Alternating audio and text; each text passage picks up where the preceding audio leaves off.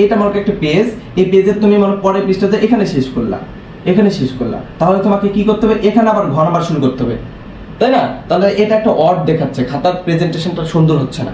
প্রথমগুলোতে তুমি পাইলা 8-9 করে, পরেরগুলোতে 4 করে পাইলা, তাহলে কিন্তু তুমি A+ পাবে না। প্রথম যে দুইটা সৃজনশীল লিখবা, প্রথম দুইটা সৃজনশীলে তুমি সময় নিবা 25 মিনিট করে, কারণ কি টাইম ম্যানেজমেন্টটা অনেক ইম্পর্টেন্ট। কারণ টাইম ম্যানেজমেন্ট যদি করতে না পারো, শেষের সৃজনশীলটা তুমি লিখতেই পারবে না, মানে 10 মার্ক তুমি পিছিয়ে গেলা, আর 10 মার্ক পিছিয়ে গেলে মানে তুমি A+ থেকে ছিটকে গেলা। HSC 25 সালের শিক্ষার্থীরা, 2 দিন পরে তোমাদের বাংলা প্রথম পরীক্ষা। এই 2 দিনে সর্বোচ্চ প্রিপারেশন বাংলা প্রথমে কিভাবে নিতে পারবা, এর জন্য তোমাদেরকে একটা গোছানো প্রস্তুতি আমি এখানে রিপ্রেজেন্টেশন করেছি। জাস্ট শুধুমাত্র তোমরা আমার এই ইনস্ট্রাকশনগুলো একটু ফলো করো। আজকে এবং কালকের প্রিপারেশনে তুমি বাংলা প্রথমের বেস্ট একটা প্রিপারেশন নিতে পারবা এবং বেস্ট আউটকাম তুমি এখান থেকে পাবা।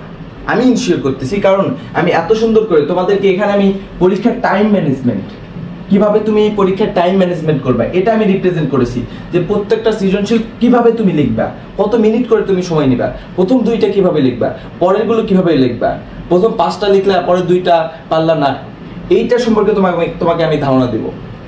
তারপরে কিভাবে লিখলে বা কত পৃষ্ঠা লিখলে স্যার তোমাকে 10-এ 9 দিতে বাধ্য হবে, এবং এই কবিতা বা গদ্য থেকে কোন লাইনগুলো লিখলে, কারণ আমি তো জানি যে আমার পথ, অপরিচিতা, মানব কল্যাণ, কোন প্যাসেজগুলো বেশি গুরুত্বপূর্ণ, সেই সম্পর্কিত আমি সাজেশনও তৈরি করেছি।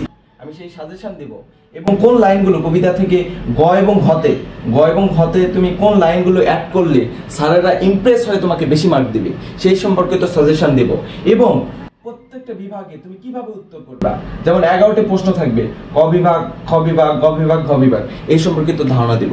জাস্ট সময় তো অনেক নষ্ট করেছো, 10টা মিনিট সময় দাও, 10টা মিনিট আমার ইনস্ট্রাকশনগুলো ফলো করো। আমি ইনশিওর করতেছি তুমি যদি এভাবে এখন থেকে এই ভিডিও দেখার পরে যদি তুমি এই ইনস্ট্রাকশন ফলো করে পড়াশোনা করো, তুমি 90+ মার্ক পাবা। আমি দিলাম, এই যে আমি এই জন্য লিখেছি টার্গেট 90+। বুঝতে পারছো? পসিবল, জাস্ট একটু ফলো করো। দেখো, প্রথমতই আমরা দেরি না করে দেখো, যে বিষয়টা তোমাদেরকে খেয়াল রাখতে হবে, যে আমরা আগে দেখবো বিভাগ। মোট আমাদের কয়টি বিভাগ বলো তো পরীক্ষায়? 4টি বিভাগ। ক বিভাগ থেকে 4টি সৃজনশীল থাকবে, এখান থেকে 2টি লিখতে হবে। 4টি সৃজনশীল কোথায় থেকে থাকবে বলো তো? গদ্য থেকে থাকবে। খ বিভাগ থেকে 3টি সৃজনশীল থাকবে, 3টি সৃজনশীল থেকে 2টি লিখতে হবে। কোথায় থেকে? সেটা পদ্য থেকে। গ বিভাগ 2টি থাকবে, 1টি লিখতেই হবে। এগুলো কিন্তু বাধ্যতামূলক। ক থেকে 2টা লিখতেই হবে, খ থেকে 2টা লিখতেই হবে, গ থেকে 1টা লিখতেই হবে, ঘ থেকে 1টা লিখতেই হবে, নাটক থেকে 1টা লিখতে হবে, উপন্যাস থেকে 1টা লিখতে হবে। আমি এর পরবর্তীতে আর 2টি ভিডিও তৈরি করব, সেটি হলো নাটক এবং উপন্যাস নিয়ে। এক ক্লাসে নাটক আমি 10 মিনিটের নাটক তোমাদেরকে রিপ্রেজেন্ট করে দেব, এবং উপন্যাস 10 মিনিটে পুরো উপন্যাসটা তোমাদের সামনে উপস্থাপন করব। ইংলিশের দেব, আইসিটির দেব। বুঝতে পেরেছো? এর জন্য তোমরা চ্যানেলটি সাবস্ক্রাইব করে রাখতে পারো, যে পরীক্ষার গুরুত্বপূর্ণ তথ্যগুলো তোমরা সহজেই জানতে পেয়ে যাও। ওকে, দেখো, এই গদ্য থেকে, পদ্য থেকে, নাটক থেকে, উপন্যাস থেকে 6টি করবা, এবং যে কোনো বিভাগ থেকে আমি তোমাদেরকে সাজেস্ট করবো যে তোমরা কোথায় থেকে অ্যান্সার করার চেষ্টা করবা? গদ্য থেকে, কারণ কি গদ্যগুলো তোমাদের ভালো করে পড়া থাকে। অনেকে তোমরা উপন্যাস থেকেও করতে পারো, কারণ উপন্যাসের চরিত্রগুলো অনেক সহজ হয়। জাস্ট চরিত্র নিয়ে প্রশ্ন আছে, যেমন মনে করো আক্কাস নিয়ে আসতে পারে, শিক্ষিত যুবক ছিল, মজিদকে নিয়ে আসবে, মজিদের যে 2 বউ ছিল, জমিলা এবং আরেকজনকে ছিল রহিমা, এই 2 বউয়ের চরিত্র নিয়ে এখানে উপন্যাস থেকে প্রশ্ন হয়। সুতরাং 2টা আসবে, তোমরা 2টাও লিখতে পারো। এটা তোমাদের উপর ডিপেন্ড করবে যে কোন বিষয়টার উপর তোমাদের ভালো দক্ষতা রয়েছে, সেখান থেকে তোমরা 7টি সৃজনশীল অ্যান্সার করবা। আমার কথা কি বুঝতে পেরেছো? এখন আসো যে এই 7টি যে সৃজনশীল অ্যান্সার করলা, এই 7টি কোথায় থেকে অ্যান্সার করবা, সাজেশনগুলো কি, কোন গদ্যগুলো তুমি আগে পড়বা এবং কিভাবে পড়বা। এই 2 দিন, আজকে কত তারিখ? 24 তারিখ। আজকে তুমি সময় পাচ্ছ কয়দিন বলো তো? আজকে 24 তারিখ। আজকে পড়াশোনা করবা আর কালকে পড়াশোনা করবা। আজকে 24 তারিখ, 25 তারিখ, 26 তারিখ সকালে তুমি রিভিশন দিবা। এই 2 দিন তাহলে কিভাবে, আজকে এবং কালকে কিভাবে প্রিপারেশন নিবা? তাহলে প্রথমত গদ্য। এখন কি সব খুঁটিনাটি পড়া পসিবল না? তাহলে গদ্য পড়বা কোনটা? আমার পথ, অপরিচিতা, মানব কল্যাণ এবং রেইনকোট।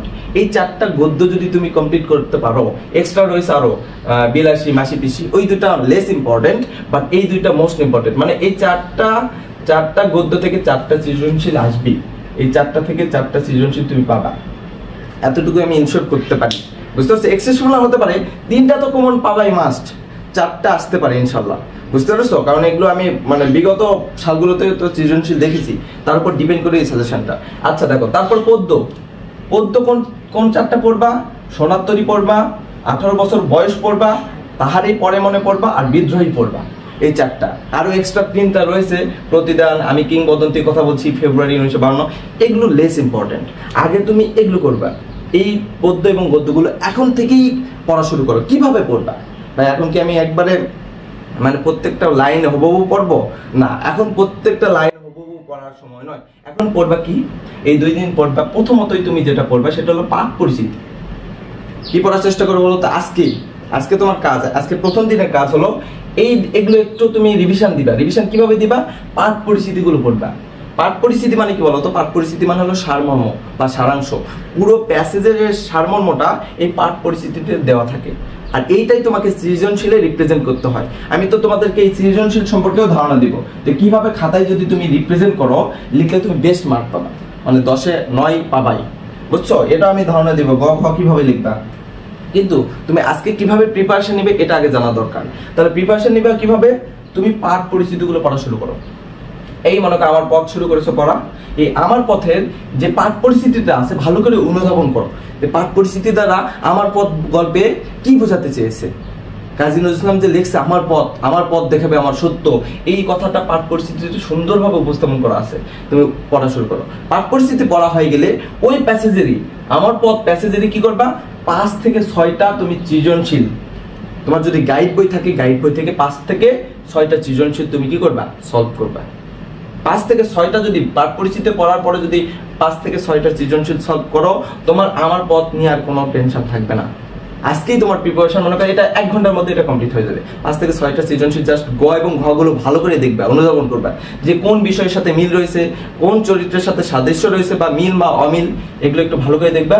সৃজনশীল যখন তুমি 5 থেকে 6টা পড়বা, তখন তোমার কিন্তু এই আমার পথ নিয়ে আর কোনো কনফিউশন থাকবে না। কারণ কি তুমি পাঠ পরিস্থিতি পড়েছো, বেসিকটা বুঝেছো, এবার সৃজনশীল সলভ করলা, তুমি জেনে গেলা যে এখান থেকে কিভাবে প্রশ্ন এসে থাকে, তখন তুমি সৃজনশীল লিখতে আর আটকাবে না। আমার কথা কি বুঝতে পেরেছো? ক খ কিভাবে পড়বে সেটা আমি বলতেছি, বুঝতে পারছো? ক খর উপরেই তোমার মার্ক ডিপেন্ড করে পরীক্ষায়। গ খতে তুমি কত মার্ক পাবা সেটা ক খর উপর ডিপেন্ড করে। সুতরাং আগে তুমি সৃজনশীল সম্পর্কে ধারণা নাও যে কিভাবে সৃজনশীল আসে। কি করবা? তুমি 23 সাল আর 24 সালে বোর্ড জাস্ট সলভ করো। আমি তোমাদেরকে 3টা বোর্ড সাজেস্ট করবো, 23 সাল, 24 সাল আর 19 সাল। এই 3টা বোর্ড যদি তুমি কমপ্লিট করতে পারো, তাহলে তুমি কনফার্ম 90+ মার্ক পাবা। তাহলে আমি প্রথমে কি বললাম? পাঠ পরিস্থিতি, এবং সেখান থেকে কি করবা? সৃজনশীল সলভ করবা। ওকে, সৃজনশীল সলভ করার পরে মানে প্রত্যেকটা আমার পথ করলা, এটা 1 ঘন্টা বা 1.5 ঘন্টায় কমপ্লিট। এবার অপরিচিত পড়লা, অপরিচিততে কমপ্লিট। পাঠ পরিস্থিতি, সৃজনশীল, মানব কল্যাণ পড়লা। এভাবে তুমি পদ্যগুলো পড়বা। কি পড়বা বলো তো? পদ্যগুলো পড়বা। পদ্যগুলো পড়বা, জাস্ট পাঠ পরিস্থিতি পড়বা, সোনার তরীর, 18 বছর বয়স, তারে পরে মনে পড়ার পরে এই গদ্য থেকেই, এই পদ্য থেকেই তুমি আবার কিছু সলভ করবা, 5 থেকে 6টা সৃজনশীল। তাহলে দেখবে পদ্যর প্রিপারেশন কমপ্লিট। পরবর্তীতে এমসিকিউ এবং কি সিকিউ, বুঝছো? সরি, এমসিকিউ এবং ক খ কিভাবে পড়বা। যখন তুমি সৃজনশীল সলভ করতেছো তখন কিন্তু তোমার ক খরও ধারণা তুমি পেয়ে যাচ্ছ। কারণ কি সৃজনশীলে ক খতে কি থাকে বলো তো? সৃজনশীলে ক খ থাকে। এই ক খ গুলো তুমি কি করবা? ক খ ডাহা মুখস্থ করবা। ক খতে বানানোর কিছু নেই।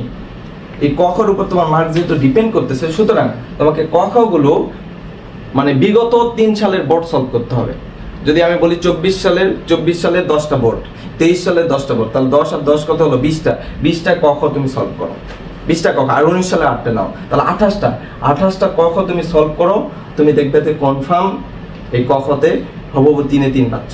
কতে, কারণ কি কথে কোনো বানানোর কোনো সুযোগ নেই, এবং খতেও বানানোর সুযোগ নেই, মানে হুবহু তোমাকে বই থেকে লিখতে হবে। এই জন্য এই বই মনে করো তোমরা কি করো? বিগত বোর্ডের সলভ করো। এবার আসো কিভাবে তুমি খাতায় রিপ্রেজেন্ট করবা, তোমার খাতাকে কিভাবে রিপ্রেজেন্ট করবা এবং টাইম ম্যানেজমেন্ট কিভাবে করবা। যে পরীক্ষায় তুমি যদি ভালো মার্ক পেতে চাও, তাহলে খাতার রিপ্রেজেন্টেশন আর টাইম ম্যানেজমেন্ট এই দুইটা অনেক ইম্পর্টেন্ট। পরীক্ষায় সৃজনশীল কিভাবে লিখলে সব থেকে বেশি মার্ক পাবা সেটা এখন আমরা দেখবো। দেখো, তুমি মোট 150 মিনিট পাবা, মানে 2.5 ঘন্টা। তাহলে প্রথম 2টা সৃজনশীল কিভাবে লিখবা এবং পরবর্তী 5টা সৃজনশীল কিভাবে লিখবা। ক নাম্বার প্রশ্ন যখন লিখবা, ক নাম্বারে তোমাকে এক কথায় উত্তর লিখতে হবে। ক নাম্বারে কোনো কারচুপি নেই, বুঝতে পারছো? একটা পেজ নিলা, পেজে তুমি কিভাবে রিপ্রেজেন্ট করবা, কতটুকু অংশ লিখবে। এবার খ নাম্বার লিখতেছো, খ নাম্বার লেখার সময় খ নাম্বারে তোমার কোনো বিষয়ের উপর ব্যাখ্যা চাইবে, তো ব্যাখ্যার কথা মূল বিষয় যেটি সেটা এক লাইনে লিখলাম, এবং এই মূল বিষয় রিলেটেড ব্যাখ্যা লিখবো আমরা 3 লাইনে। কয় লাইনে লিখবো বলো তো? 3 লাইনে।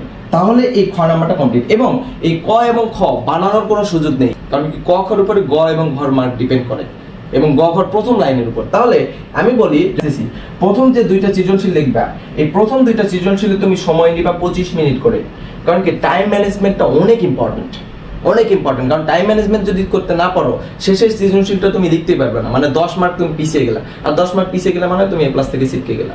সুতরাং প্রত্যেকটা সৃজনশীলে ব্যালেন্স রাখতে হবে। ব্যালেন্স রাখে যদি তুমি উত্তর করো, তাহলে তোমার পরীক্ষায় মার্ক পেতে, মানে A+ মানে 90+ মার্ক পেতে অনেক সহজ হবে।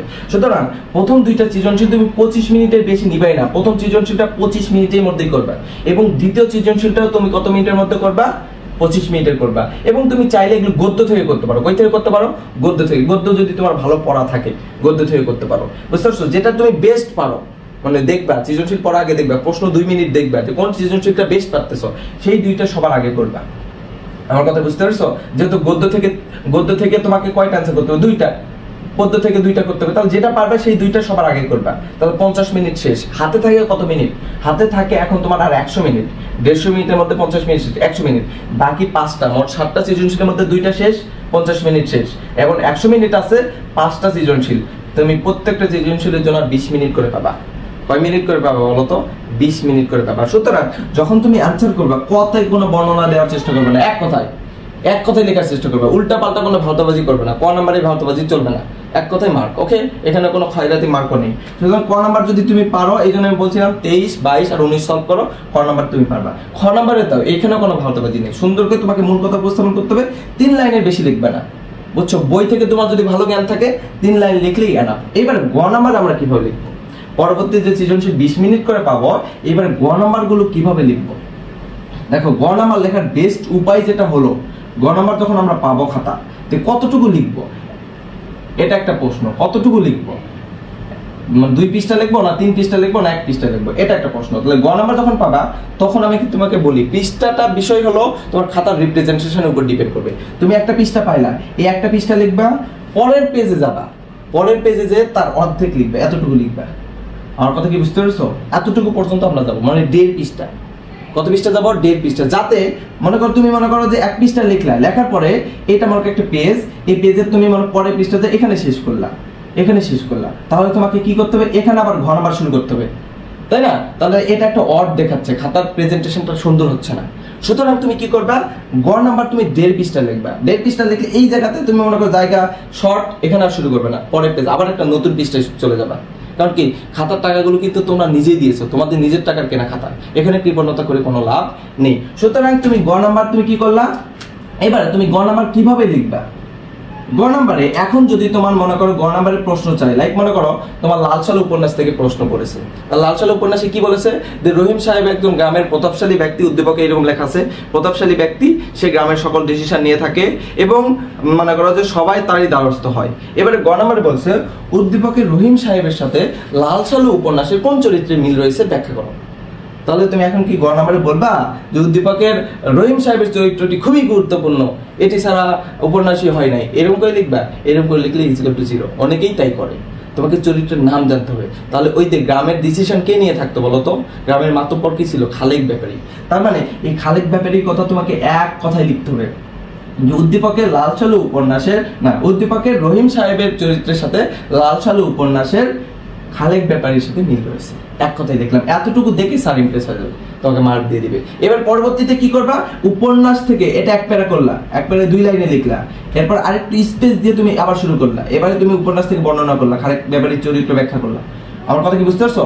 করার পরে আরেকটা লাস্ট প্যারা এই বড় করে লিখতেছো, এই শেষের দিকে এসে আরেকটু প্যারা করবা, এই আরেকটা প্যারা শুরু করে একটু স্পেস দিয়ে।